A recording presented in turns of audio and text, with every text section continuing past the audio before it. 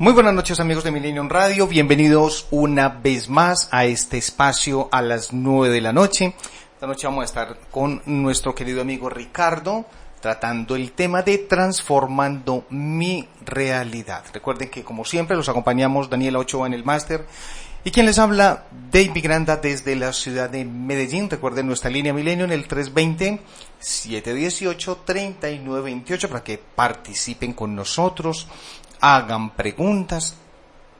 Vamos a estar hablando esta noche nuevamente salud emocional. Oiga, algo tan importante hoy en día, lo que pienso, cómo actúo, los rasgos y las posiciones que voy tomando de acuerdo a ciertas tendencias que se van presentándome en la vida por alguna situación.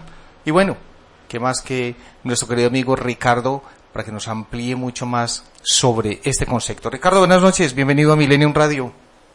Buenas noches, David, ¿cómo estás? Bueno, excelente, gracias a Dios. Mucho frío estos días. Hoy ha estado más bien moderadito, que hizo un bonito día, un día calorosito, y bueno, esperamos que así siga. ¿Y vos qué tal, hombre? Pues bien, hombre, la verdad sí feliz con la lluvia. Ah, bendito sea Dios. Yo sí disfruto claro. Mucho. No, por supuesto, claro que sí, ni me falta, hombre. A mí también me gusta mucho cuando llueve, hermano. Así de sencillo. Bueno, hombre, Ricardito, cuénteme pues a ver hoy qué tenemos para este querido público hermoso de Millennium Radio. Habíamos hablado sobre, en temas anteriores, estamos hablando sobre lo que era el rechazo, el abandono, la humillación, la traición, la injusticia, y de pronto esos rasgos físicos que íbamos tomando de acuerdo a la situación que se iba tornando en mi vida, ¿correcto? Sí, bueno, sí, señor. Muy bien, para hoy vamos a tener ya la posibilidad de pronto de ir hablando de cómo se puede ir transformando, cómo se pueden ir cambiando de pronto estos hábitos. Y bueno, esa es como la idea esta noche, de ir planteando soluciones también de acuerdo a ciertas circunstancias que se van presentando. Bueno, Ricardo, cuéntenos qué tenemos para hoy. Bueno, entonces en sesiones pasadas hablamos acerca de un patrón, de una forma de ver la vida desde un punto de vista del pocillo, cuál es mi analogía, y digamos que esta es una herramienta para poder identificar nuestros patrones de conducta, darnos cuenta de que el cuerpo tiene programas que adicional absorbemos toda esa información antes de los 7 años sin chistar, que después de los 7 años empiezan todos esos programas a activarse y a vivirlos. Es donde podemos decir que yo creo mis programas, sí, y después mis programas me crean a mí. Dicho de otra manera, yo creo mis creencias, las absorbo antes de los 7 años y después esas creencias terminan manifestándose y obviamente voy a experimentar esos programas. Entonces, habíamos dicho que desde la autora Liz Bourbeau hay una propuesta que habla acerca de estas estructuras que son 5 heridas del alma, que herida quiere decir en este sentido es de sentir, es algo que sientes profundamente y como lo sientes y a veces te duele, entonces generas una coraza, una máscara que llamamos de muchas maneras la personalidad y que según esa estructura pues tienes cierto condicionamiento, tienes como cierta armadura ante la vida. Sí. Y rápidamente el rechazo tiene una máscara que es ser huidizo, que está en negación, es un cuerpo delgado. El abandono es un cuerpo un poco más laxo, también delgado, algo fofito, y su máscara de ser dependiente y es víctima pues en términos generales. Después sigue la humillación, que es el cuerpo más robustico, ¿cierto? Y acá su máscara es el masoquismo, increíblemente, y todo lo ve muy inflado.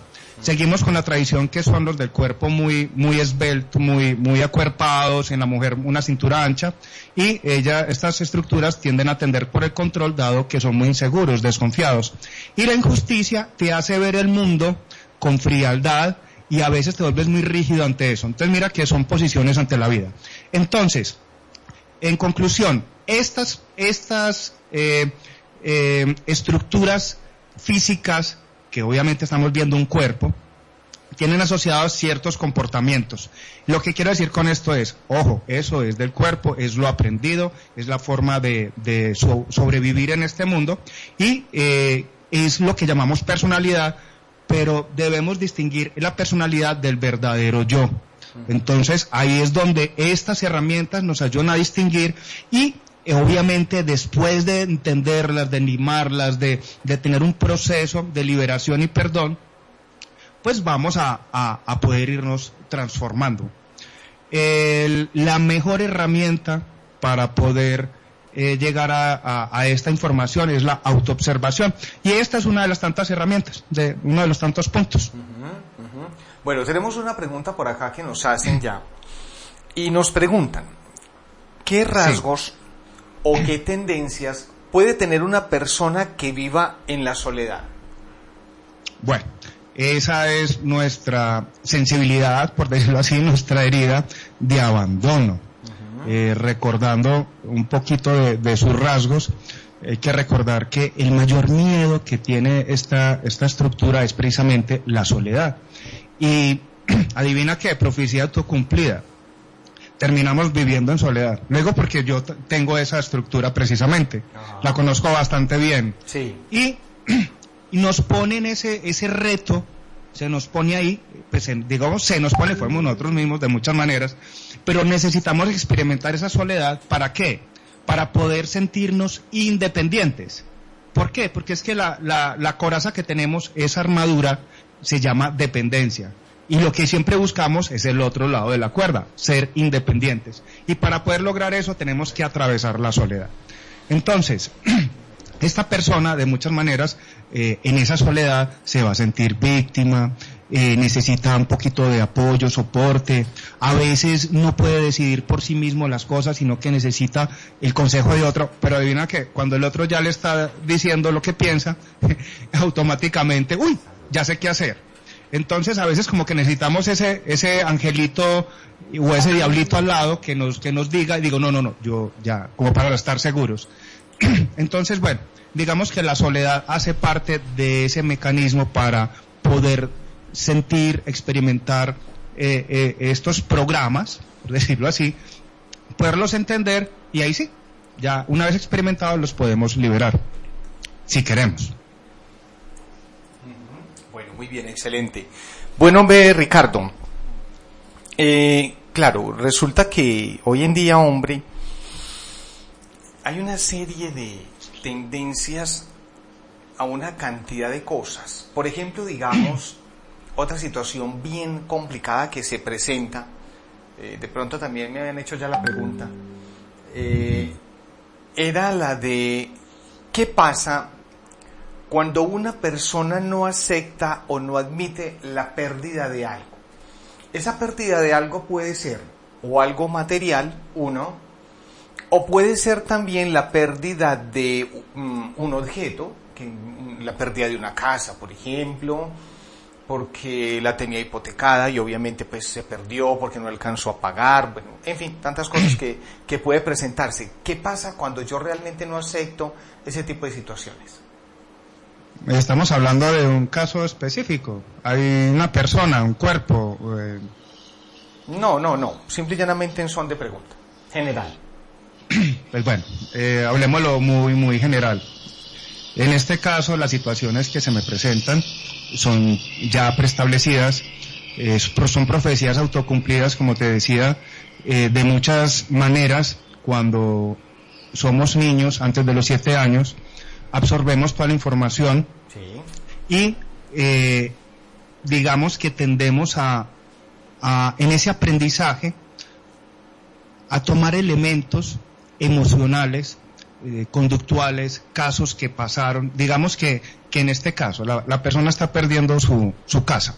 Uh-huh. ¿Qué significa la casa? La casa viene a ser la seguridad, es el refugio, es el útero, ¿cierto?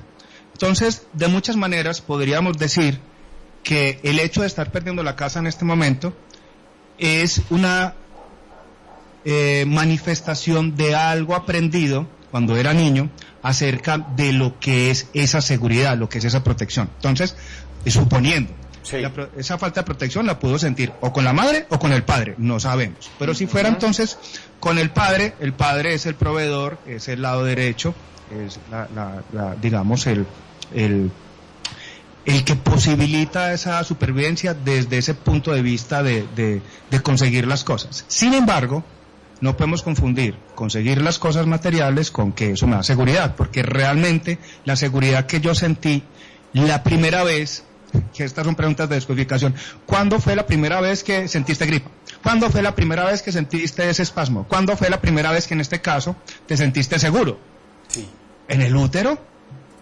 ¿Cierto? Ahí es donde, imagínate, no tenía ni que masticar, no tenía que comer, todo entraba por el cordón umbilical, estaba protegido por el líquido amniótico, ¿cierto? Tenía calorcito, yo no tenía que hacer nada, era mi zona de confort más grande, es mi útero. Y de muchas maneras, el hecho de más adelante perder mi casa está relacionado con eso.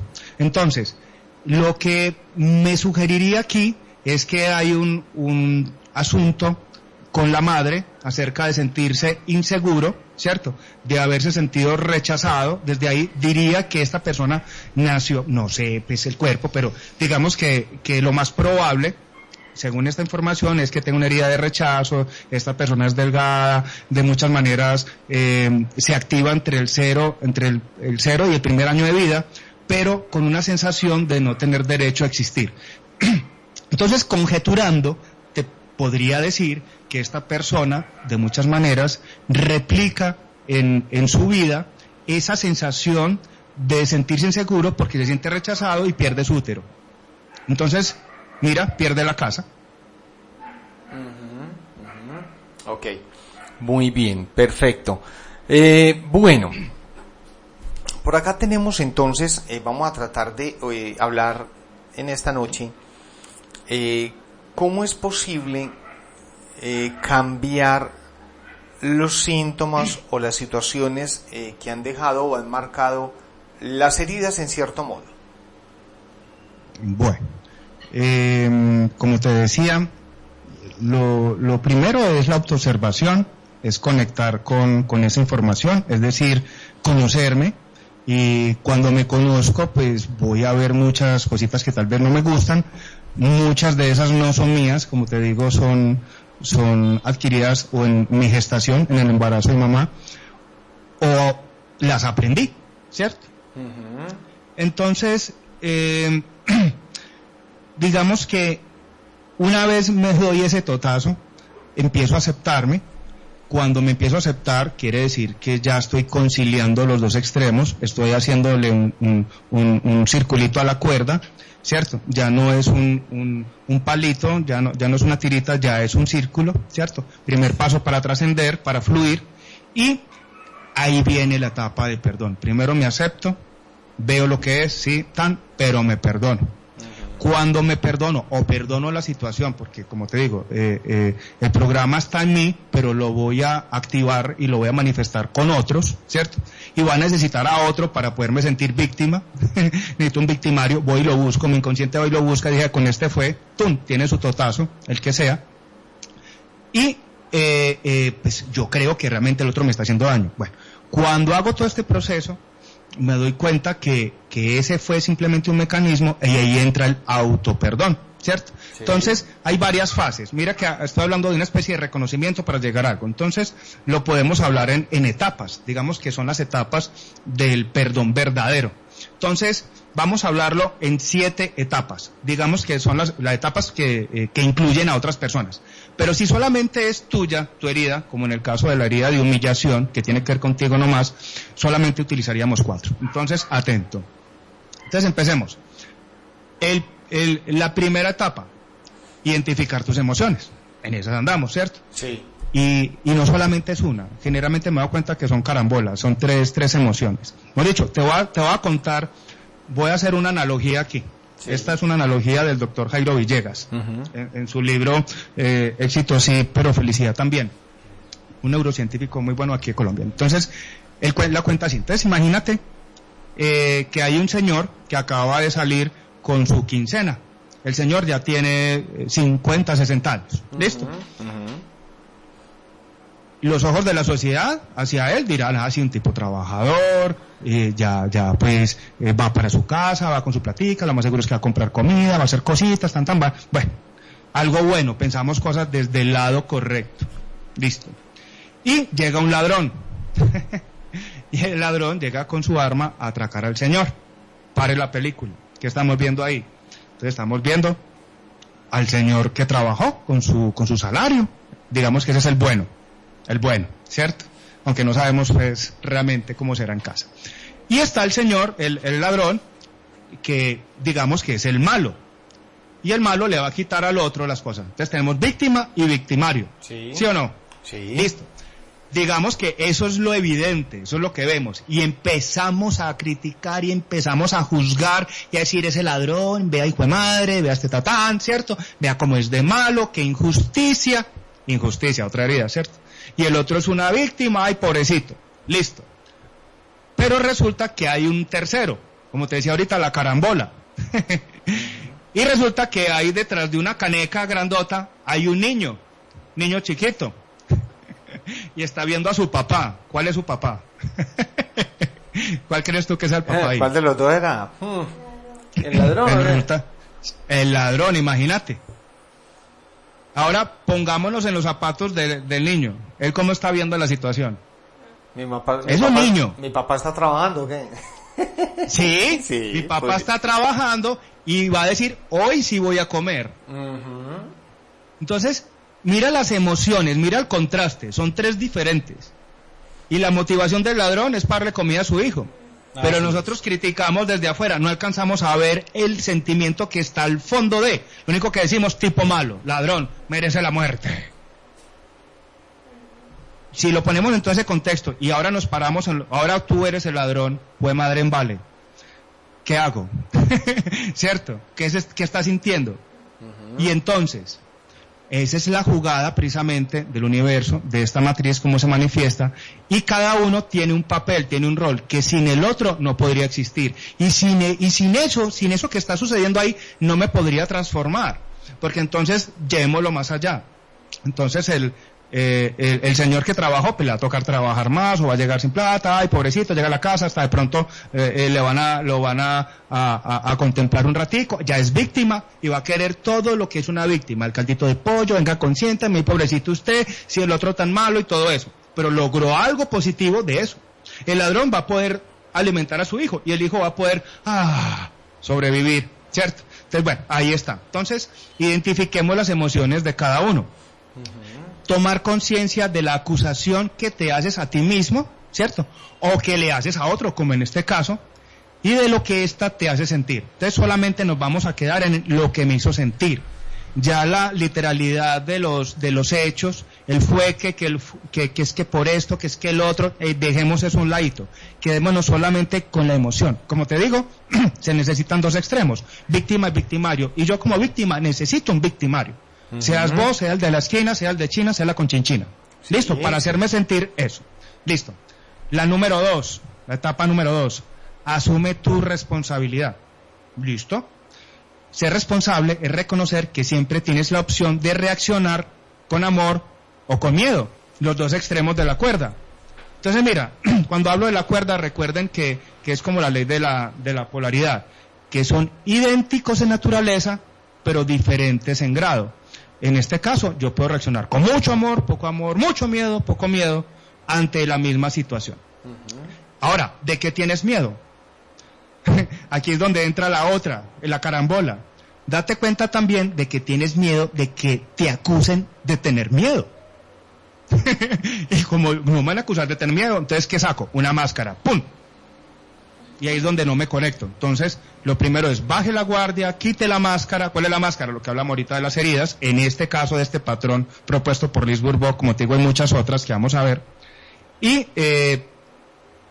simplemente es eso, asumir la responsabilidad.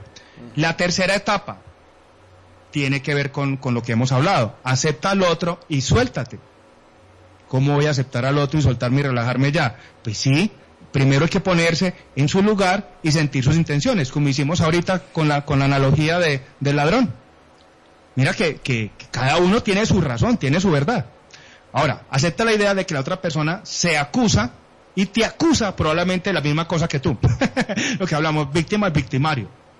Entonces, no solamente soy yo el que está sintiendo, también el otro. O sea, el mundo gira en torno a mí, pero también al otro. Bueno. La cuarta etapa, perdónate, ahí donde ya viene al mí, al yo primero. Esta es la etapa más importante. Para realizarla, date el derecho de haber tenido y de haber tener todavía esas emociones, todavía tener miedo, creencias, debilidades, límites. Y que todo esto te hace sufrir y actuar de esa manera. Entonces, es simple, me tengo que aceptar como soy ahora, digamos que ese es el punto cero, y a partir de ahí voy, digamos, a medir esas emociones. Pero necesito saber cuál es ese punto cero de hacia mí, y saber, sobre todo, que eso es temporal. Mira, queda demostrado que la vida fluye, nada se queda en el mismo punto, absolutamente nada, a no ser que estemos muertos. Entonces, si yo acepto que la vida me va a cambiar todo el tiempo, que si yo trato de asegurar las cosas con el control, que el control es una ilusión, la naturaleza sigue su curso como sea, y ese control lo tengo, por ejemplo, a partir del dinero, tener propiedades, tener carro, tener mucha plata guardada por si acaso, ¿cierto? Hombre, de cierta manera no voy a fluir. Si trato de estar siempre en ese útero, no voy a nacer, no voy a experimentar nada nuevo, entonces no voy a crecer.